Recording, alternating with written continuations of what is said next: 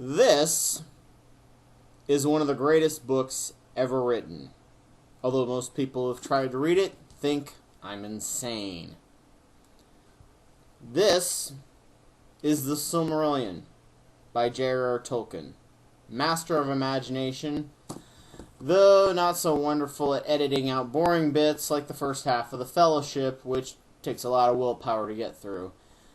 Because until they got to Rivendell, he really hadn't thought about who Strider was, or that the ring was evil, and he had to go back and retrofit the first part of the book.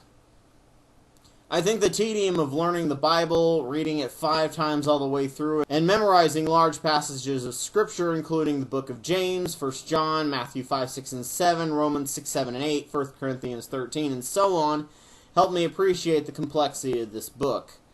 The Silmarillion is a collection of Tolkien's early works compiled by his son, Christopher Tolkien, after his father died.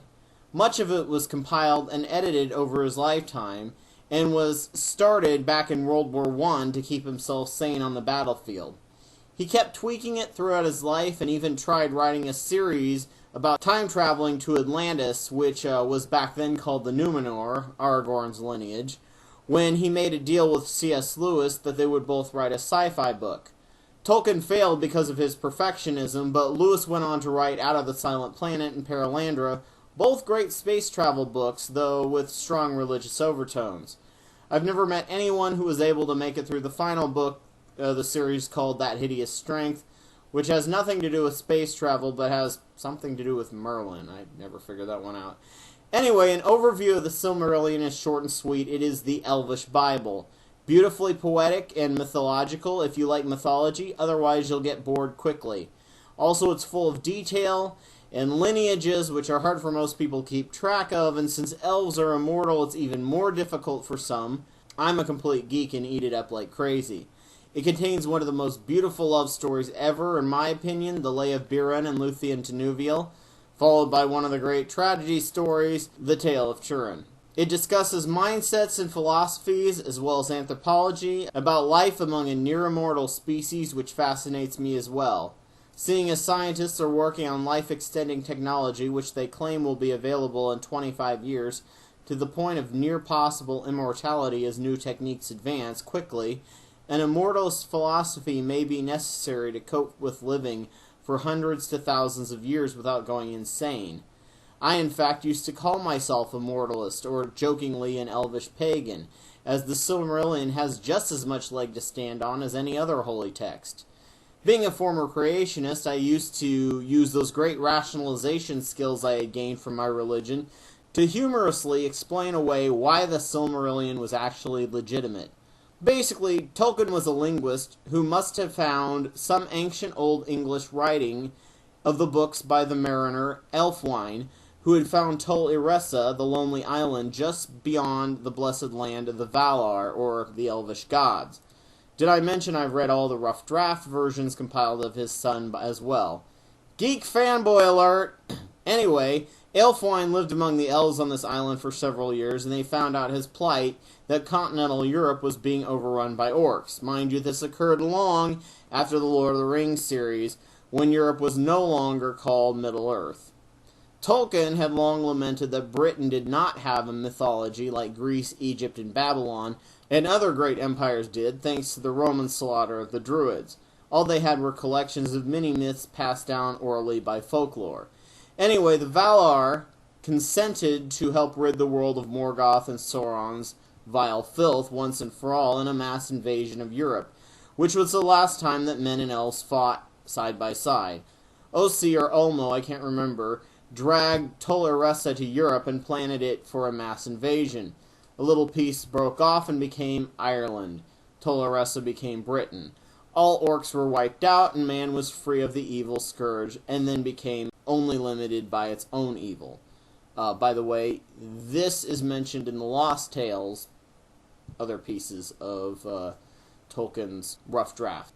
Elves hung around in Britain, leading to the folklore, and after a time traveled back to the land of Valar, which I rationalized as a portal of extra-dimensional proportions that only elves were allowed to find. All elvish items were so environmentally friendly that they were biodegradable, so there was no way we could find their evidence. My girlfriend says that Atlantis theorists use the same argument for why there's no evidence for Atlantean tech. Bilbo's Red Book and the Silmarillion, as well as several artistic interpretations of the events for entertainment value, were among the books that Ælfwein and his descendants translated for generations until Tolkien got his hands on it and he and his son published it. Also, just like in wars past with the Valar involved, the shape of Europe was changed to a form we know now, which eliminated most of the other evidence, including things like Hobbiton and, other things, for the form we see in Tolkien's books burying evidence under the sea. Also, perhaps Neanderthals were actually the dwarves. I always said that if I wanted to, I could make a legitimate religion based on Tolkien with just as much validity as any other faith. Do you see how easy it is to come up with a beautiful explanation on a whim to fit every known flaw in your argument? It sounds solid and complex and beautiful, and you would really love to believe it. I know I would love to believe that the Valar were real and the Lord of the Rings actually happened. It would be so amazing if it was. However, just like with any other religion, there's no evidence.